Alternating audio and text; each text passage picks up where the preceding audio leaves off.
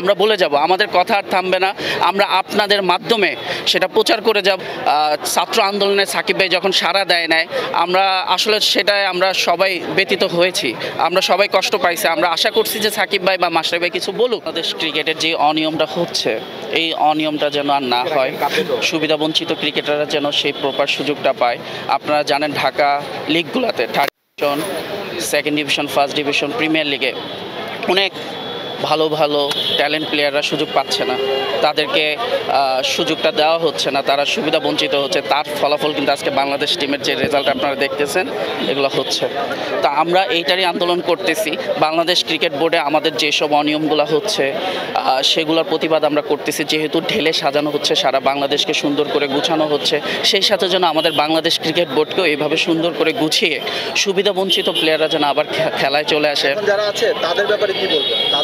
তাদের পদত্যাগ দাবি করছেন আপনারা? আমরা সত্যি বলতে যারা এখন ক্রিকেট বোর্ডে আছে তাদের মধ্যেও কিন্তু ভালো কিছু কর্মকর্তা আছেন, কিন্তু তারা কিন্তু খারাপের পরিমাণটা এত বেড়ে গেছে যে ভালোরা সেই ভালো কাজটা করার সাহস পাচ্ছে না।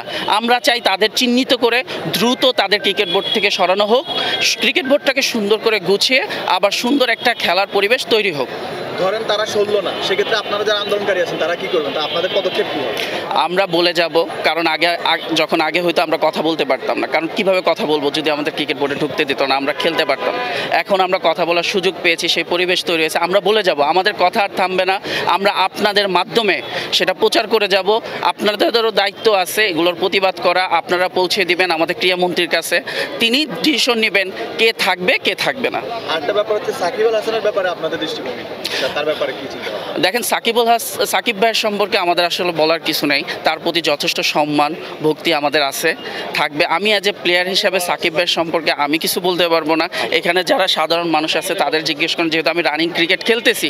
সাকিব ভাই স্টিল আমি তার সাথে যখন ঢাকা লিগ খেলেছি বা বিপিএলে যখন টিমমেট ছিলাম, আমি কখনো সাকিব ভাইয়ের খারাপ কিছু আমার চোখে পড়ে নাই।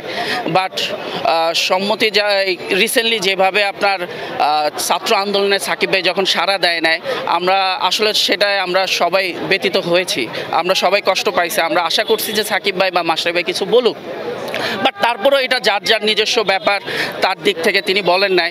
সো আমি আসলে এটা নিয়ে কিছু বলতে চাই না।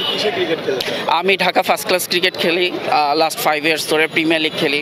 আমি আন্ডার 19 খেলেছি, আন্ডার 15 খেলেছি, আন্ডার 17 খেলেছি। রানিং আমি ফার্স্ট ক্লাস ক্রিকেট খেলতেছি।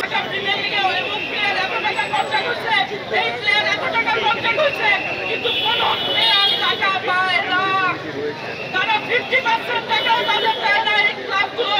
প্রতিটা প্লেয়ার আজকে